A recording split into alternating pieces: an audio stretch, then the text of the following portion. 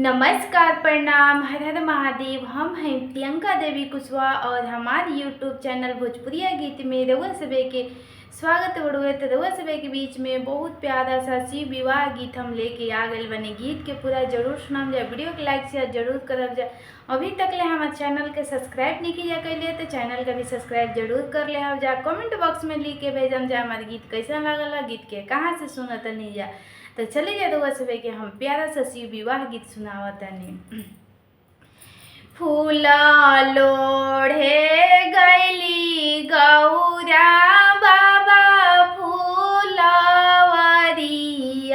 हो, लोढ़ेली भंगिया धतूर, लोढ़ेली भंगिया धतूर। बासाहा चढ़िया अइले तपस्वी भिखरिया हो, सब फूलवा देले छितराई, सब फूलवा देले छितराई। रोवते बिलखते गौरा घरे चली आइली हो, आमा गोदिया रोवे लोर, आमा के गोदिया ढारे लोर। कई तोहे के मरले गौरा के गरी आइले हो, काहे तोरा मनावा मलिन, काहे तोरा मनावा मलिन। कोई से के कहीं आमा कोई से बताई हो, कोई से तो कहलो ना जाए, हम से तो कहलो ना जाए। फूले फूल लोढ़े गईनी हम बाबा फूलवरिया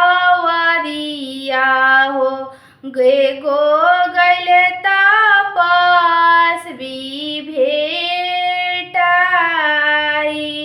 एगो गैले तपस्वी भेटाई।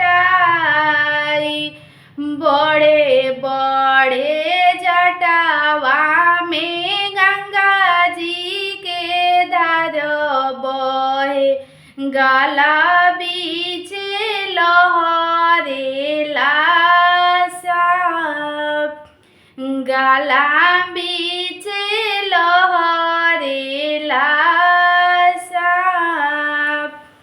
भस्मी भभूति अंगे रहे होली पटल, गोड़ावा में फाटल बेवाई, गोड़ावा में फाटल बेवाई।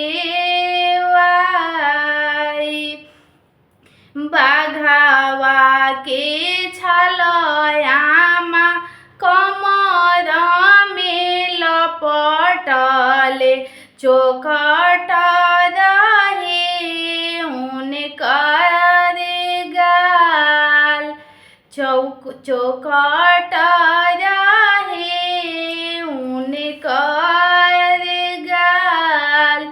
उहे जे जोगिया आमा फूला छितराई दिहले, बहिया मोरा दिहले मामोर, बहिया मोरा दिहले मामोर। जरी गईले गौरा तोरी बुधिया ज्ञानवा हो अकिल गईल माराई अकिल गईल हेराई उहे तरहे तीन लोक के मालिकावा हो हमारो जे लगले दामाद हमारो जे लगले दामाद फूल लोढ़े गैली गौरा बाबा फूलवरिया हो लोढ़ेली भंगिया धतूर लोढ़ेली भंगिया